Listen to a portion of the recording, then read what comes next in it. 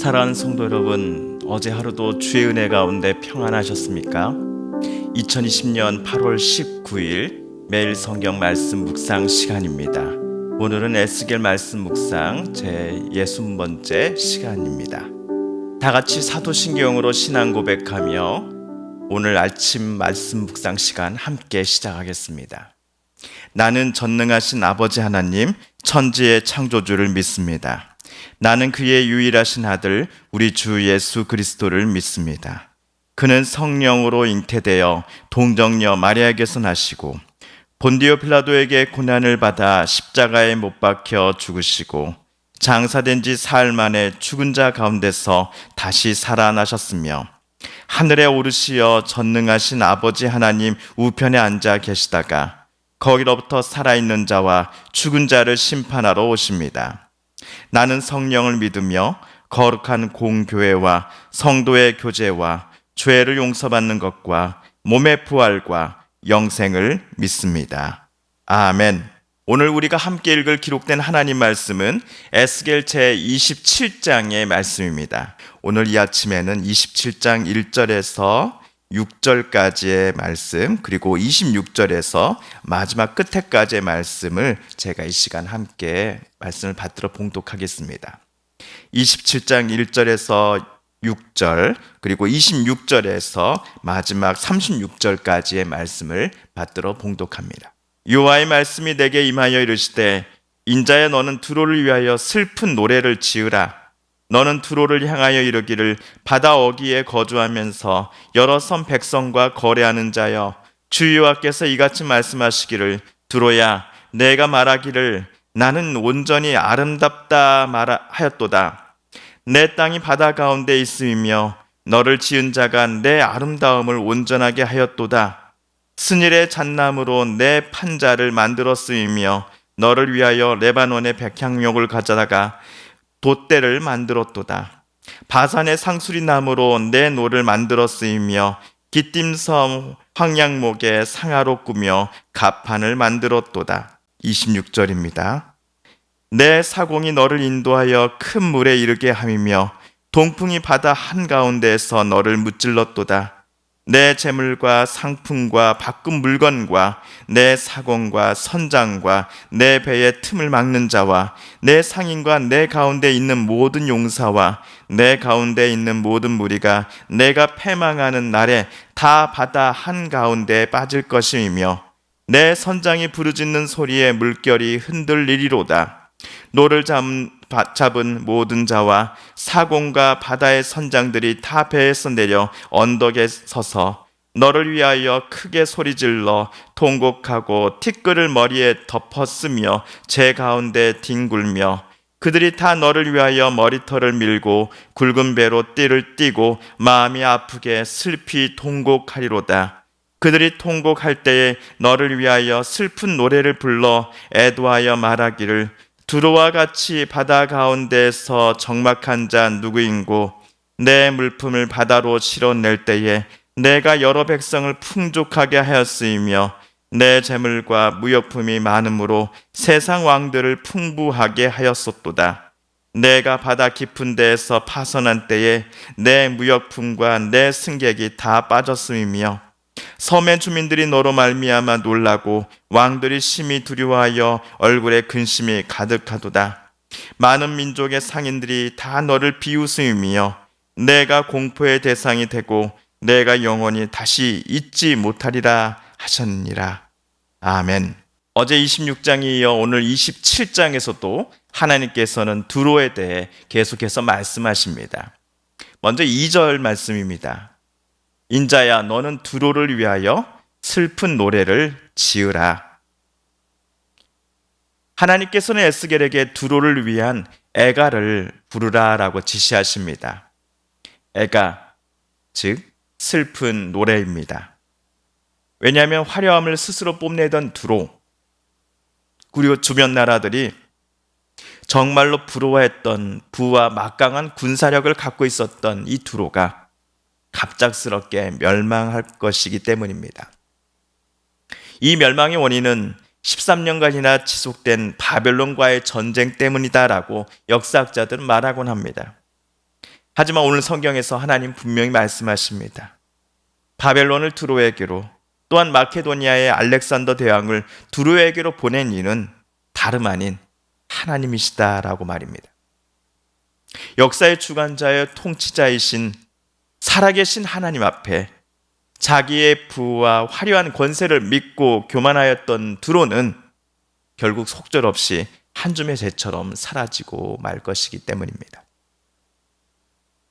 두로가 멸망하기 전까지의 상태를 표현하는 단어가 4절에 나옵니다. 아름다움 그리고 온전함입니다. 4절 이하부터 11절까지 단락에서는요, 주변 이웃 나라의 사람들이 두로에 들어와 두로를 위해 일했다라는 기록들이 나옵니다. 오늘날의 표현에 따르면 두로에 일자리가 많았다는 것이지요. 타국의 사람들이 자유롭게 두로로 들어와 아메리카 드림이 아니라 소위 두로 드림을 실현할 수 있는 분위기가 두로 안에서는 만들어져 있었습니다. 12절에서 25절까지의 단락을 보시면요, 여러 나라들이 두로와 무역 거래를 하였는데 17절에 특별히 17절에 보시면 남유다 북이스라엘 사람들도 두로와 무역 거래를 하였다라는 사실을 우리는 알 수 있게 됩니다. 17절입니다. 유다와 이스라엘 땅 사람이 내 상인이 되었으며 밀과 과자와 꿀과 기름과 유향을 내 물품과 바꾸어 갔도다. 이처럼 바닷길을 통해 두로에서만 나오는 특수 물품들을 비싼 값에 팔아넘기는 무역을 통하여 두로는 큰 물을 축적할 수 있었습니다. 두로에서 다른 나라로 오가는 배들로 두로의 항구는 늘 가득 차 있었습니다. 그런데 어느 날 여느 때처럼 무역선이 두로에서 출발하여 큰 바다 지중해 어느 곳을 지날 때에 큰 바람, 동풍이 불어오니 이 바람은 배를 산산조각 내버리고 맙니다. 33 그리고 34절을 제가 쉬운 번역으로 한번 읽어보겠습니다. 너는 바다에서 오는 상품들을 풀어 많은 민족들을 만족시키고 너의 그 많은 재물과 물품으로 세상의 임금들을 부유하게 만들었다. 그러나 이제 너는 바다에 부서져 깊은 물속에 가라앉았구나.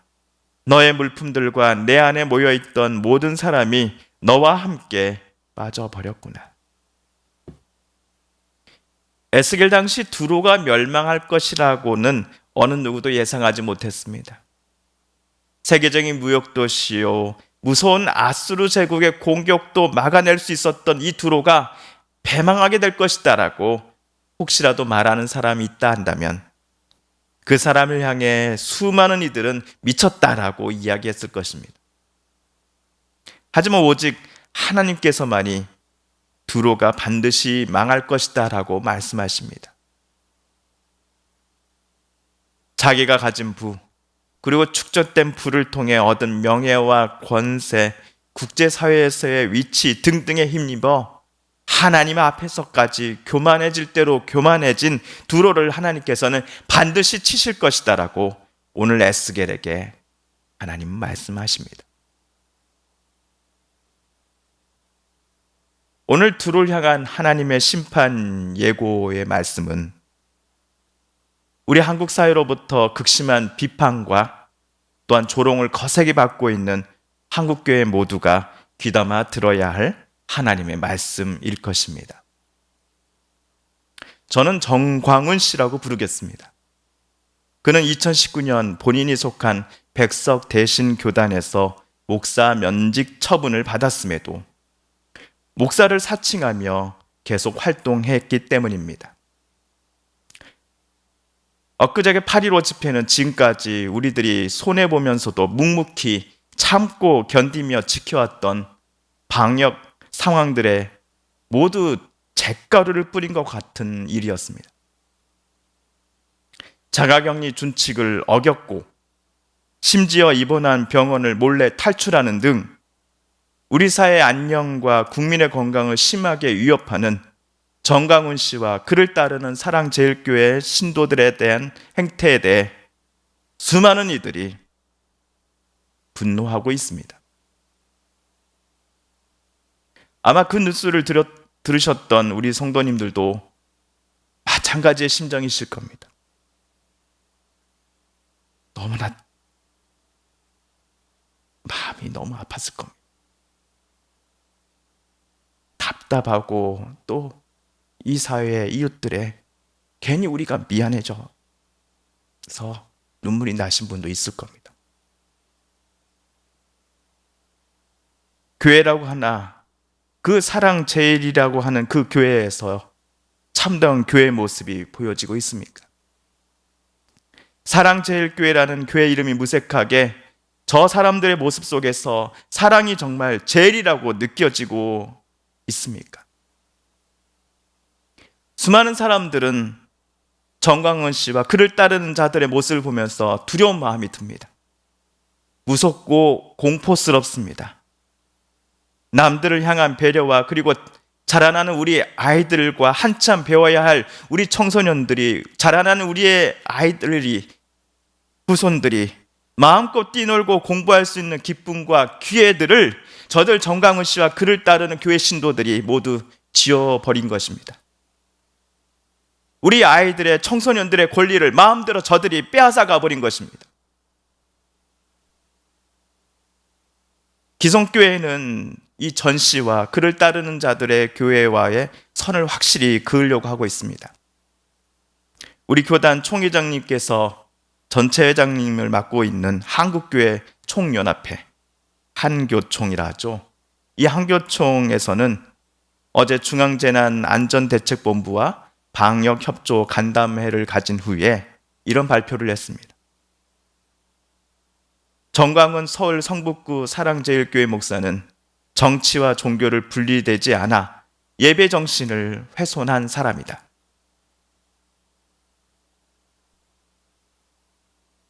사실 그동안 기성교회들이 정광훈 씨에 대해 침묵했습니다.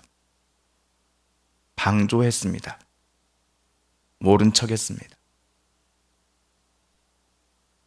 하지만 정광훈 씨로 인해 생겨난 엄청난 일을 계기로 뒤늦게나마 기성교회가 부끄럽고 참여한다라고 발표한 것은 용감한 고백이었다라고 저는 생각합니다. 그럼에도 기성교회에 대한 우리 사회의 불신은 식을 줄 모릅니다. 사랑제일교회 주변이기는 하지만 어느 상점은 출입문 앞에 기독교인은 출입하실 수 없습니다. 죄송합니다. 라는 안내문을 붙이기도 하였습니다. 우리 서북교회 성도님들만큼 코로나19 관련 종교시설 방역준칙을 철저히 지킨 교회도 없을 것입니다. 그렇게 우리 성도님들이시나 또 정말 이 땅에 선한 그리스도인들은 이번 정광훈 씨와 그를 따르는 사랑제일교회 사태 때문에 생겨난 모든 기독교인들에 대한 분노와 차별에 대해 억울한 게 사실입니다. 예수님을 믿는 게 아닌 교주를 믿는 듯한 사랑제일교회 때문에 우리는 너무나 억울하고 분합니다. 그리고 또한 같은 기독교인이라는 이유로 창피하고 죄송합니다.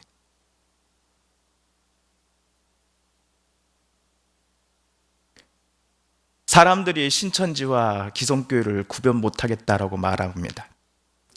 사람들이 기성교회와 이번 사랑제일교회를 구분 못하겠다라고 말합니다. 우리는 구분을 할 수 있다라고, 구별해야 된다라고 말합니다. 하지만 이웃들은, 사람들은 신천지와 사랑제일교회와 기성교회가 도대체 다른 것이 무엇이냐라고 우리에게 따져 묻습니다.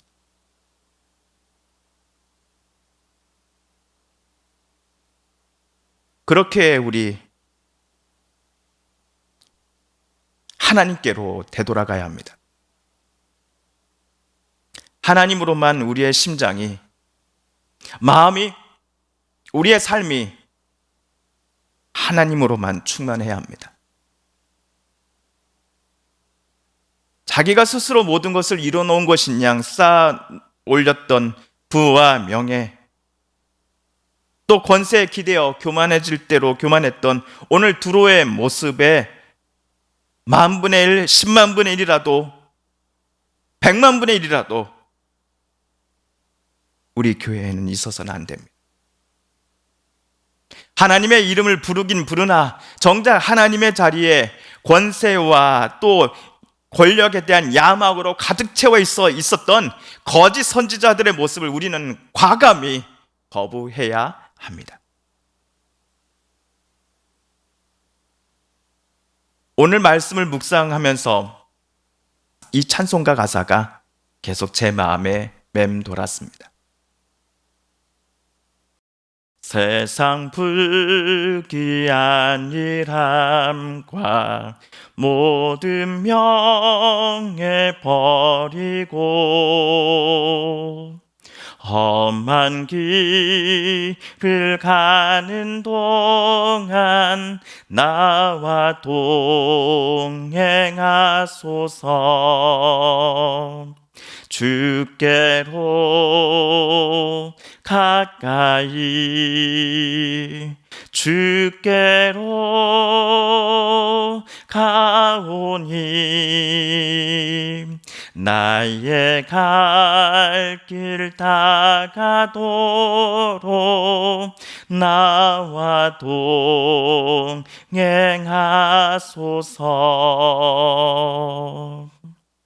세상 부귀 안일함과 모든 명예 버리고 험한 길을 가는 동안 나와 동행하소서.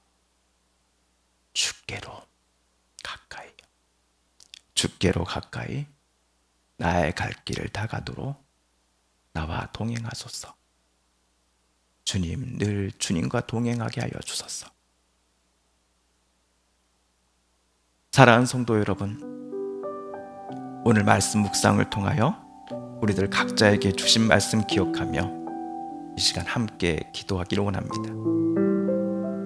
또한 우리 성도님들과 가족들 중에 하나님의 고쳐주심과 일으켜 세워주심, 또 만져주심을, 회복시켜주심을 놓고 간절히 기도하는 분들이 계십니다.